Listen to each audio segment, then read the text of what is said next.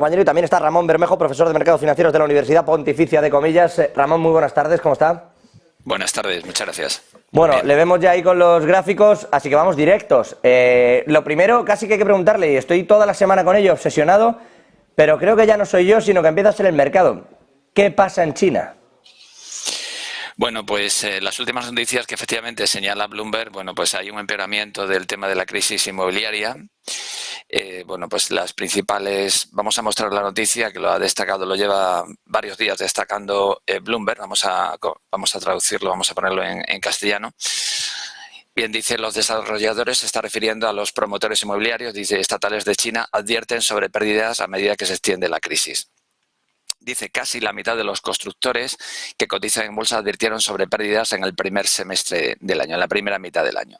Dice, los promotores inmobiliarios estatales de China advierten sobre pérdidas generalizadas. Esta noticia es de hoy, 18 de agosto, a las 5:37, dice, de la madrugada hora española, lo que alimenta la preocupación de que la crisis de la vivienda se esté expandiendo al sector privado de empresas con respaldo del gobierno. Dice, 18, vamos a ver este párrafo que es lo fundamental, 18 de los 38 constructores de empresas estatales que cotizan en Hong Kong y China continental informaron de pérdidas en los los primeros 6 meses del año, que termina el 30 de junio, frente a 11 que advirtieron sobre pérdidas para todo el año en 2022, según un recuento de Bloomberg basado en presentaciones corporativas.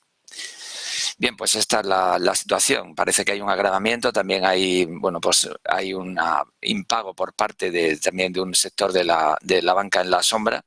Hay protestas en China que están siendo, digamos, el mensaje de Bloomberg es que la crisis inmobiliaria es más grave en realidad de lo que el gobierno chino quiere Bueno, transmitir. lo veníamos también contando aquí en negocios, porque con varios informes de Citigroup en concreto, que desde el lunes venía advirtiendo también de esto que comenta, en los que entre otras cosas también se basa Bloomberg, y veníamos contando esta caída, y efectivamente, como comenta, el hecho de que, y ya no solo Bloomberg, nosotros lo llevan varias agencias, pareciera que las autoridades chinas están intentando calmar a muchas personas que tenían préstamos con esa banca en la sombra y no los han recibido y ahora no están pudiendo hacer frente tampoco a sus propias necesidades. Es decir, que hay un problema real ahí detrás que incluso podría acabar salpicando al sector financiero, que deje de cobrar, no a la banca en la sombra, sino al sector financiero, que va a dejar de cobrar también una serie de préstamos porque se va a desencadenar bueno, una suerte de tormenta desde esa parte de la banca en la sombra hacia arriba, con gente que deja de pagar o impaga sus préstamos.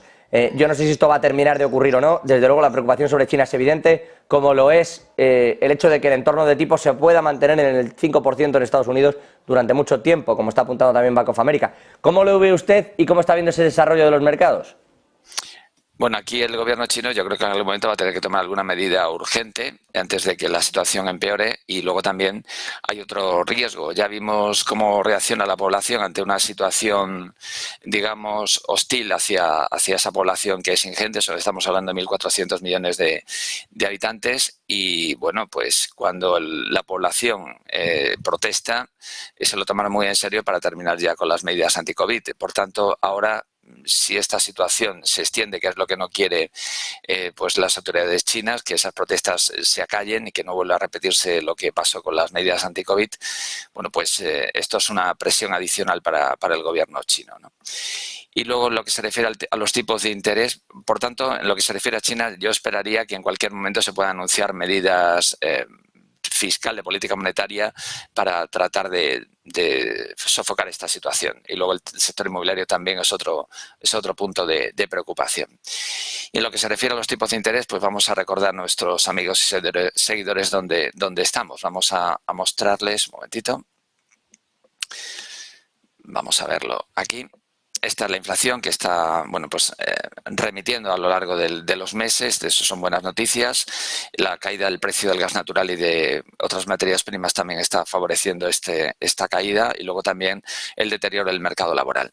Efectivamente, el tipo de interés lo tenemos aquí en el 5,5%, el tipo de interés de la Reserva Federal. Sigo bueno, pues preocupado con este tipo de interés, que es lo suficientemente restrictivo como para acabar generando, como históricamente ha ocurrido, pues una situación de recesión en Estados Unidos.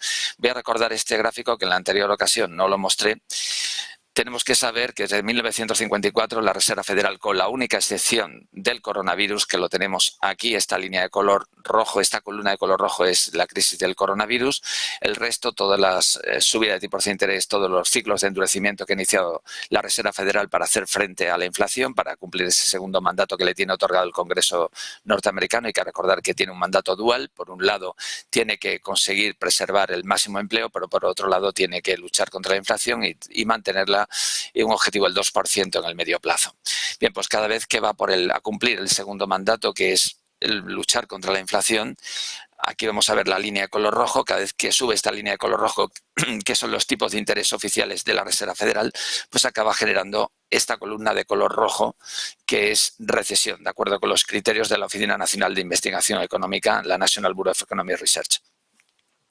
Bien, y luego tenemos la línea de color azul, que es el índice SP500. La línea de color azul, cada vez que hay una situación de recesión, pues hay caída en algunos casos, dependiendo de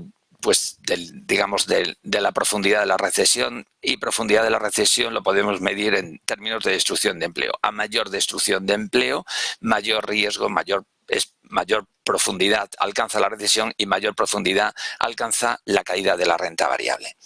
Entonces, bueno, pues tenemos aquí los tres elementos y ahora mismo estamos, como ven, en niveles lo suficientemente elevados como para acabar generando destrucción de empleo, simplemente manteniendo los tipos de interés en los niveles actuales. Hay que recordarlo, vuelvo a recordar, hay un miembro de la Reserva Federal, Rafael Bostic, que es el presidente de la Reserva Federal de Atlanta, que sería prudente, lo ha señalado en distintas ocasiones, mantenerlos en los niveles actuales, porque ya mantenerlo tiene un tipo de interés lo suficientemente alto, es suficientemente restrictivo como para luchar contra la inflación. Y a medida que la inflación cae, por ese ciclo de endurecimiento de la política monetaria, simplemente por el hecho de mantenerlo en el 5,5%, el tipo de interés real se va haciendo cada vez más, el tipo de interés real es más alto. Con lo cual, ese tipo de interés real cada vez más alto, si tenemos el nominal, le quitamos la inflación, y la inflación va descendiendo, el tipo de interés nominal, como le explicaba, va siendo cada vez más alto simplemente por la caída de la inflación. Y eso hace que la economía continúe sufriendo, manteniendo simplemente el tipo de interés en los niveles actuales, ¿no?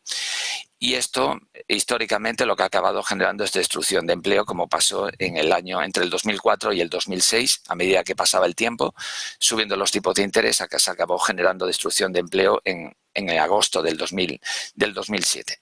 Y también este histograma, que ya lo mostré en la anterior ocasión, vemos como cada vez dentro de la empresa privada se va generando cada vez menos empleo. Hay que recordar que en el último dato que conocíamos aquí, que también hice una mención, vamos a verlo, estamos hablando de que en la empresa privada, en el último informe del mes de julio, el informe mensual de empleo, se crearon solamente 172.000 puestos de trabajo. Según Powell, el propio presidente de la Reserva Federal, Jerome Powell, todo lo que sea crear por debajo de los 100.000, bueno, pues significaría una debilidad del mercado laboral. Ahí ha establecido el threshold, el límite. Claro, pero le decía, sí, Ramón, perdóneme, es que está lejos de ocurrir eso, parece como muy fuerte, y claro, me menciona usted y vemos esos datos, aquí hemos visto varias veces esas curvas que comenta. Claro, la preocupación es, sí, fantástico, y normalmente se destruye empleo, pero no está pasando. Que es lo curioso en este momento, es verdad, con una política fiscal de estímulo espectacular, que no hemos visto nunca en Estados Unidos tampoco. Pero claro, da una sensación un poco rara, como de un miedo extraño. Va a pasar algo que va a destruir el empleo, no sabemos qué es, o no está ligado meramente a los tipos de interés. No sé si esto lo ve usted así o cómo lo está analizando. Hay otros elementos adicionales, como son, por ejemplo, un foco de riesgo que puede empeorar. Podría ser, por ejemplo, el tema de Ucrania, ¿no? El tema de la invasión rusa de Ucrania, cualquier imprevisto, cualquier ataque de Rusia a otro país, a un miembro de la OTAN, esto haría que la situación pudiera empeorar enormemente, ¿no? También el uso de la utilización de armas nucleares, aunque fueran nucleares tácticas, también podría hacer que la situación empiece a empeorar y digamos se pueda complicar, es decir, que pueda escalar esta situación, esta agresión de Rusia hacia Ucrania. Es decir, esto puede escalar todavía, porque ahora mismo estamos en una situación de esperar y ver, en una situación donde Ucrania está tratando de recuperar posiciones, pero pues Putin puede hacer cualquier cosa imprevista, como es, imprevista entre comillas, como es utilizar en una situación de desesperación armas nucleares tácticas o de otro tipo. Esperemos que esto no ocurra. Entonces, a ver, efectivamente vemos lo que es evidente de una manera objetiva, vemos que cada vez, desde que la Reserva Federal en este histograma, en esta línea de color morada que vemos los tipos de interés, que es el 5,5%, lo que estoy destacando aquí, vemos como la creación neta de empleo cada vez es objetivo, que cada vez se crea menos empleo dentro de la empresa privada en Estados Unidos. Pero este efecto que tiene sobre el mercado laboral, digamos que tiene un retardo, es decir, no es de una manera rápida. De hecho, vamos a ver, por ejemplo, una situación similar, vamos a verlo aquí, a verlo en este gráfico para que nos entiendan nuestros amigos y seguidores. Vamos a verlo en este. Otras situaciones pasadas donde ha habido cierto retardo entre el endurecimiento de la política monetaria y la destrucción de empleo. Nos vamos a ir al último caso de recesión generada por la propia Reserva Federal, no por el coronavirus. Y el último caso que tenemos en la historia es el caso del 2007. Fíjense, aquí hay que tener, paciencia, porque los efectos finalmente acaban llegando. Entre el año 2004 estábamos aquí en el 1%. Subió la Reserva Federal hasta junio del 2006 en el niveles del 5,25%. Y ¿qué pasó con este histograma de color verde que están viendo? Se está refiriendo a la creación neta de empleo no agrícola dentro de la empresa privada. El mismo histograma que hemos visto antes, solamente que aquí no disecciona que si es el sector servicios, si es tala de árboles, si es minería, está todo, es la suma de todo, ¿no? Entonces vemos como a medida que la Reserva Federal endurece la política monetaria, este histograma de color verde, que es una métrica mensual, la métrica del informe mensual de empleo, cada vez va decayendo y llega un momento en que se destruye empleo. Ya el hecho de mantener esta tendencia decreciente, por ejemplo, empieza a caer de manera ya ostensible a partir del mes de marzo del 2006 hasta que finalmente se destruye empleo en agosto del 2007. Es decir, esto indudablemente no sabemos cuánto va a llegar, pero el riesgo está ahí y esto es lo que ha pasado históricamente desde 1954, que nadie tenga duda de esto. Es decir, se puede retardar más o menos, pero ojo, no necesariamente tenemos que avanzar hacia una situación de recesión. Está en manos de la Reserva Federal agarrar el volante y cambiarlo, como hizo Greenspan en el año 95, bajo los tipos de interés antes de que empezásemos a destruir empleo. Por tanto, está en manos de la Reserva Federal. Es decir, la llegada de la recesión no tiene que ser un hecho inexorable.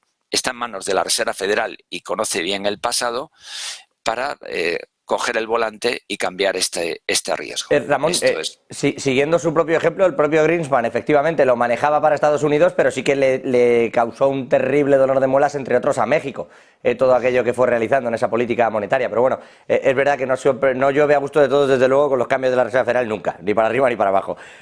Vamos a verlo y vamos a ver si esto, mirando esas métricas y esas gráficas que comenta, no termina siendo recesión en mitad de 2024 o a finales. Ramón Bermejo, profesor de Mercados Financieros de la Universidad Pontificia de Comillas. Siempre agradecidos. Gracias por vuestra invitación. Gracias. Nosotros vamos a hacer aquí un breve freno. Regresamos enseguida con